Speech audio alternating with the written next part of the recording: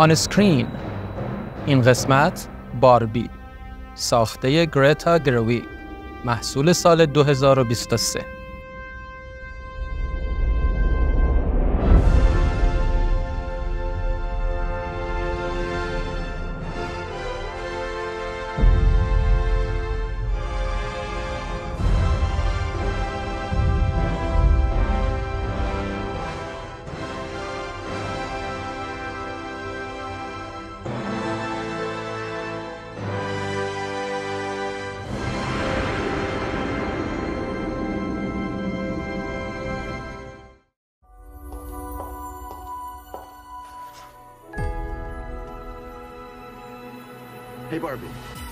باربی فیلم کمدی فانتزی آمریکایی محصول سال 2023 کمپانی برادران وارنر به کارگردانی گرتا گرویگ است. تاریخ اکران باربی همزمان با اوپنهایمر ساخته کریستوفر نولان بود. هر دو فیلم به خاطر ژانر متفاوت مورد توجه قرار گرفتند که این روند باربنهایمر نام گرفت. تا آنجا که کیلی مورفی ستاره اوپنهایمر پیشنهاد کرد مخاطبان هر دو فیلم را در یک روز ببینند. فیلم باربی بر اساس عروسک‌های باربی که تولید شرکت متل است ساخته شده. این عروسک اولین بار در سال 1959 تولید و روانه بازار شد. گرتا گرویگ، کارگردان فیلم، آثاری مثل لیدی برد و زنان کوچک را در کارنامه کاری خود به ثبت رسانده است. فیلم‌های او مضامینی در رابطه با فمینیسم و رفتار زنان در جامعه دارد. فیلمنامه فیلم نگارش مشترک او و نوآ بامباک است. فیلم با تبلیغات گسترده و پرسرصدا به یکی از اکرانهای موفق تابستان بدل شد. در فیلم باربی، مارگو رابی نقش باربی و رایان گاسلینگ نقش کن را ایفا می‌کنند. بازی‌ها درخشانند و روایت فیلم بسیار هوشمندانه پیش می‌رود و در عین حال طنزآمیز است. طراحی صحنه و لباس خوب فیلم نیز به جذب مخاطب و داستان‌سرایی درباره انسانیت، معنای زندگی و تناقضات آن کمک کرده است. نیکولاس باربر، منتقد BBC، درباره فیلم می‌گوید: شاید باربی یک فیلم درباره یک عروسک باشد که در مقیاس بزرگ به تولید انبوه رسیده. اما مهم این است که کلیشه‌ها را کنار گذاشته است. همچنین روزنامه گاردین اشاره کرده است که ظرافت و نکته‌سنجی گرتا گرویگ باعث شده است که از او به عنوان یکی از بزرگترین کارگردانان هالیوود یاد شود. All of these women are Barbie and Barbie is all of these women. باربی از قواعد سینمای موزیکال هالیوود، رنگ و لعاب و جذابیت‌های دیداری در کنار موسیقی و رقص و ایجاد ارتباطی میان دنیای واقعیت و رویا در جهت تکوین تغییری درونی بهره می‌برد. باربی در این مسیر مایه‌های مضمونی آثاری چون نمایش ترومن ساخته پیتر ور و مواجهه ایده‌های دستساز بشر با ایده‌سازان و جهان واقعیت را نیز به کار می‌گیرد. مجموعه حوادثی که پیرامون بحران هویت باربی در مقام شخصیت اصلی به وجود می‌آیند، او را سوار بر موج یافته‌های جدید به ساحل شناختی آگاهانه از خود می‌رسانند.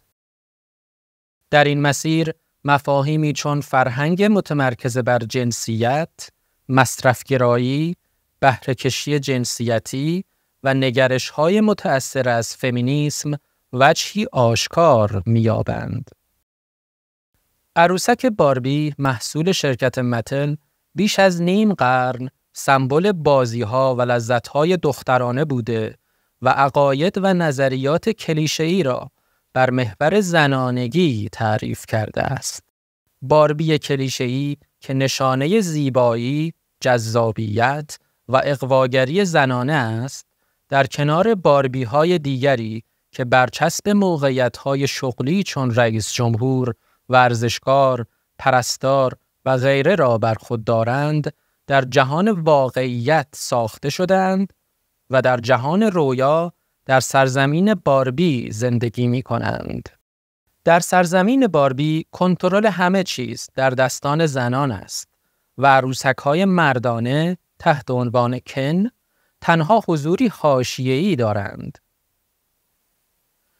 در جهان رویا کن که همتای مردانه باربی محسوب می شود، هویت خود را تنها در سایه نگاه و توجه باربی می داند که اغلب توجه چندانی هم به او نشان نمی دهد. باربی پس از آنکه تغییراتی را در فیزیک و تفکراتش حس می کند، تصمیم می گیرد به جهان واقعیت سفر کند تا منشأ این تغییرات را بیابد و در این سفر کن نیز همراهیش می کند. این سفر از یک سو باربی را در مواجهه با دنیایی قرار می دهد که تنها به چشم یک کالا و با نگاه آمیخته با جنسیت و بهره برداری شخصی به او می نگرند.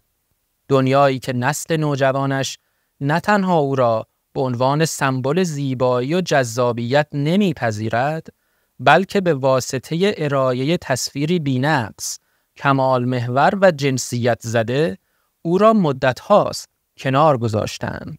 از سوی دیگر کن جهانی را بازیابی می کند که در دست مردان است. جهانی که ساکنانش در مقایسه با سرزمین باربی به او نگاهی تحسین برانگیز دارند و صلابت مردانش صاحب جایگاه است. کن با دریافتی جدید از مرد سالاری به سرزمین باربی بازگشته و با همکاری کنهای دیگر کنترل امور را در دست می‌گیرد و سرزمین باربی را به سرزمین کن تبدیل می‌کند. باربی سرخورده هم با درونی از هم پاشیده به همراه طراح ایده شرکت متل، گلوریا و دختر نوجوانش ساشا به سرزمین باربی باز می‌گردد، جایی که پیشتر به کنترل کن در آمده است. گلوریا سعی می‌کند تا هویت باربی را بازسازی و انگیزه درونیش را احیا کند و باربی هم تلاش می‌کند تا این آگاهی جدید را به دیگر باربی‌ها که به خدمت کنها در آمدند منتقل کرده و جهان باربی را احیا کند. در حالی که کنها به جان هم افتادند، باربی‌ها قانون جدیدی را بر مبنای شناخت تازه خود برای سرزمینشان تعریف می‌کنند. قانونی که نشانه‌های زن سالارانه پیشین را ندارد. باربی کن را نیز به شناخت تازه‌ای که دریافته دعوت می‌کند و گلوریا ایده‌های جدیدی را درباره عروسک باربی با مدیر متل در میان می‌گذارد. در پایان باربی که به شناخت تازه‌ای از هویتش که فراتر از کالایی با نمود جنسیت گراست دست یافته و دیگر زندگی در سرزمین باربی اقناعش نمی‌کند. با کمک روت، خالق و طراح اصلی باربی به انسان بدل شده و به جهان واقعیت باز می‌گردد. گفتگوی باربی و خالقش فرجامی درخور برای سفر درونی باربی است. جایی که باربی با آگاهی از میرا بودن کالبد انسانی می‌خواهد بخشی از مردمی باشد که به اشیا معنا می‌بخشند و نه آنچه توسط آنها معنا می‌یابد. او می‌خواهد قدرت تصور و ایده پردازی را به دست بیاورد و نه اینکه محصول صرف تخیل و ایده پردازی باشد. و در نهایت با کمک روت به نوعی پیشاگاهی از جایگاه خود در جهان واقعیت به عنوان زن، مادر و احساس و رنج جاری در لحظات مختلف زندگی دست یافته و در می‌یابد که هیچ زن واقعی نمی‌تواند با تصویری بی‌نقص و ایدئالیستی از خود تا ابد زندگی کند. درکی که او را در خواسته‌اش مصمم می‌سازد.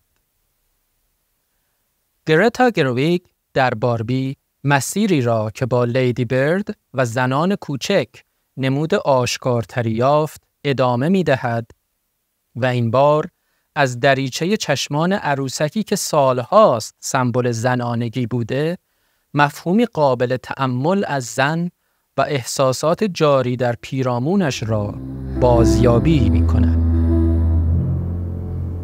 Yes.